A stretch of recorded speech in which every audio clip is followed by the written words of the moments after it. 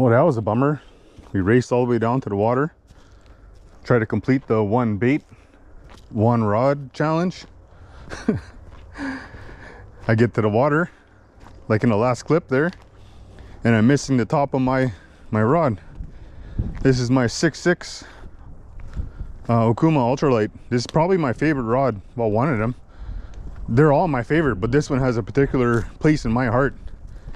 Anyway, I kind of had an idea of where it might have fell out. It's in a backpack, and it's snagged up on all these trees in this trail. So I walked up and down, and it was like finding a needle in a haystack, because look, the whole bush is full of sticks, and this rod is the same color as a stick. So what I'm gonna do very soon is I'm gonna paint a section of this bright green or bright orange or something. So in the event that this happens again, I'll be able to find it easy. But at the same time, I should maybe make or get a rod holder, professional rod holder, to mount on the quad. Anyhow, I'm glad I got it back, and I got some really awesome footage going through that river area. Nothing's broken on it too. That's awesome. I'm really glad I didn't run it over. Yeah, we almost got her stuck inside that river. That was a close one. Okay, no more going through that river unless I got somebody with me. If I happened to get bogged down and I couldn't make it out, I'd have to winch out to somebody. You know, it's one thing getting stuck in the bush where there's mud. It's a whole other thing if you're on the beach and there's nowhere to winch to. Maybe there's a device that I can design there, like some sort of auger that you can dig into the sand. Something you could winch to. I don't know. Anyway, I'm glad I found that.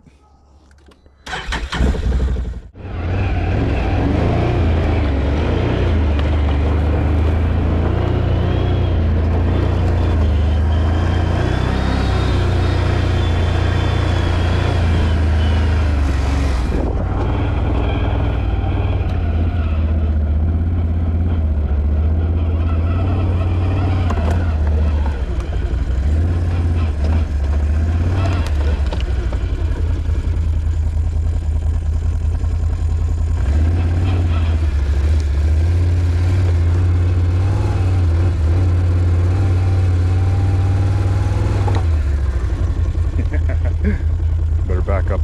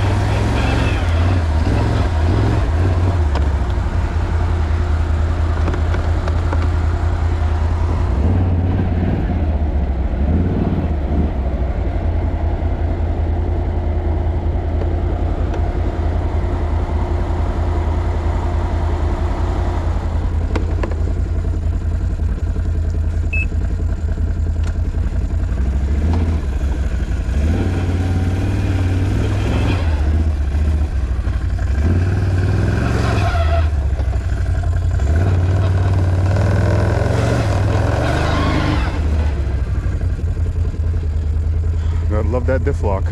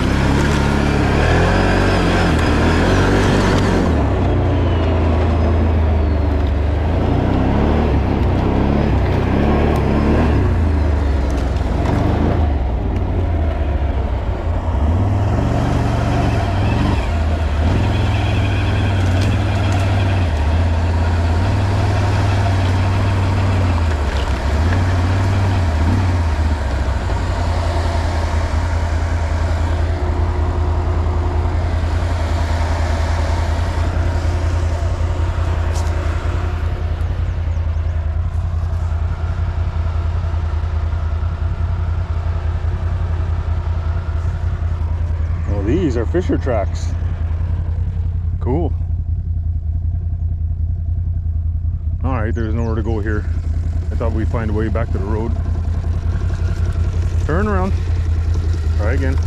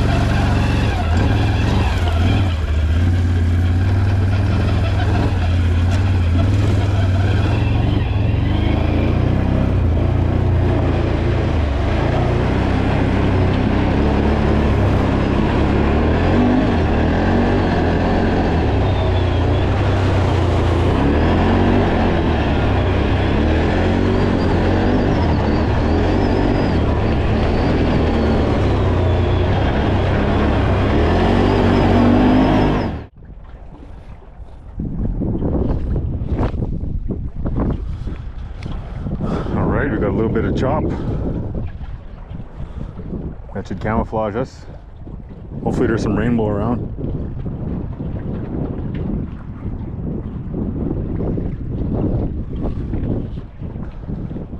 The one rod, one bait species challenge would be really awesome if I can get 2 species. If I don't get bit here, I'm going to a lake that has the smallmouth already. They're already shallow. Much warmer lake. Like even this lake right now, I bet you it's probably maybe low 40s. The lake I caught the smallmouth in yesterday was 50. At 10 degrees makes a big difference.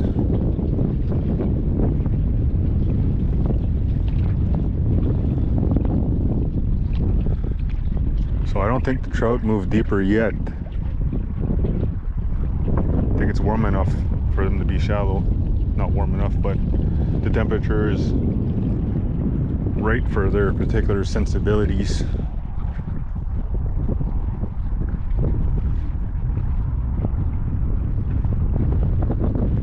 It's a good time of year. Water along the shore is cold enough for the cold water species like the trout, and it's at that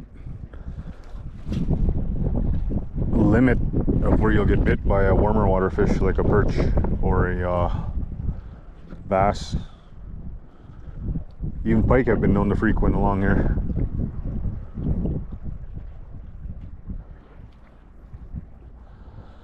So I don't know, we'll do a couple casts around here.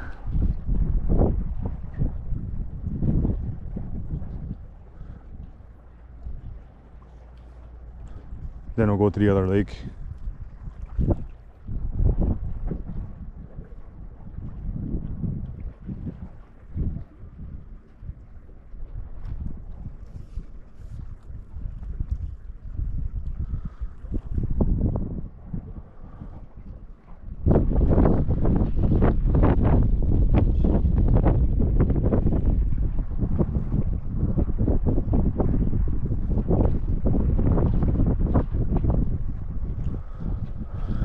I was thinking it sure would be cool to catch a trout on camera, but I've got plenty of that.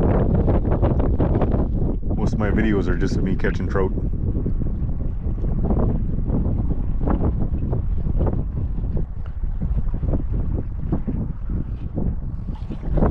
Ooh, I thought that was a bite. Just some weeds.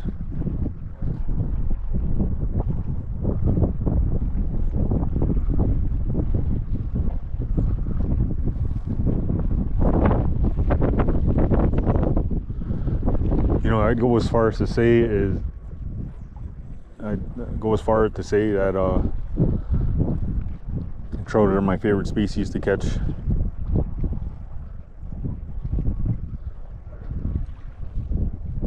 They're so powerful, and when you can see like a 15-pound fish jump out of the water like he's a little smallmouth bass, that's something else. And the challenge of trying to catch them on really light tackle, well, you do need the light tackle. Like let's say you used a heavy rod, for instance, with some 30-pound braid and some 25-pound leader material, and you use some really strong hooks like some VMC extra strong bait hooks. If you use something like that and then you hook into a trout, if you don't set the hook too hard, if you did set the hook really hard, what's going to happen is just going to rip that out of his mouth and give him a really big injury. But if you didn't, and you just casually set the hook, he's going to be able to shake off the rod. Because as you know, a heavy rod doesn't have quite the amount of flex something lighter would. And it's the flexing that keeps these guys pinned.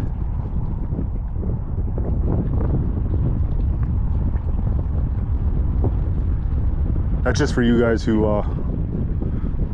never fish much for trout. For guys who are deep into it, you already know, speaking to the choir, preaching to the choir here.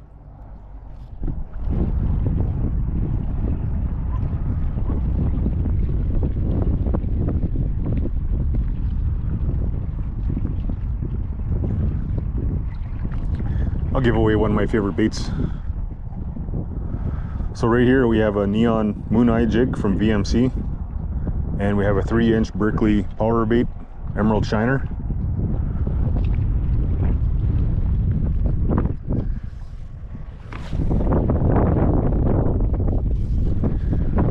I like the VMC moon eye jigs because they have a really strong hook on them.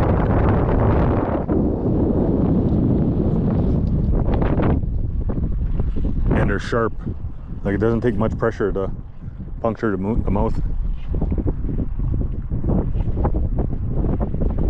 Plus that holographic eye, you put that on a soft plastic.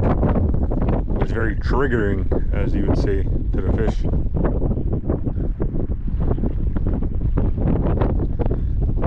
At the same time, that plastic accounts for a lot of the bait too. Sometimes if I don't catch one on the jig head, or if it's too snaggy, what I'll do is just throw it on a drop shot. So in this kind of water, I use about a 1/8 ounce, sometimes a 1/4 ounce drop shot. Just because it's only, the deepest part around here is probably 6 feet. You go out there a little bit, it's about 10.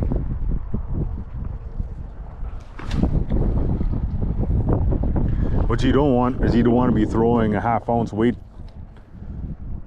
in 6 foot water for your drop shot. You won't have nowhere near the action that a drop shot provides. It'll be too stiff to the bottom. And that big weight could muck you up the bottom and spook off your fish too. So you want to be finesse style. You don't want to go in there stomping around in the muck like you're from Wiki. Just kidding. Inside joke there. Oh, anyway, we'll give her one more cast, then we'll go for a rip.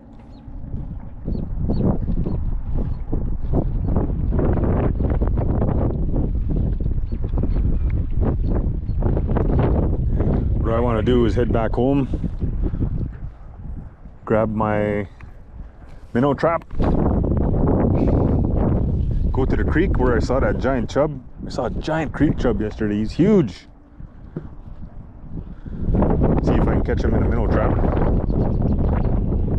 If I do, I'm putting him live underneath a 6/0 circle hook. No, 6/0 octopus hook. And a 1 ounce slip bobber. We're gonna take him to Kagawam. Bunch of drifts. I bet you a pike wouldn't be able to help himself seeing that big juicy creek chub.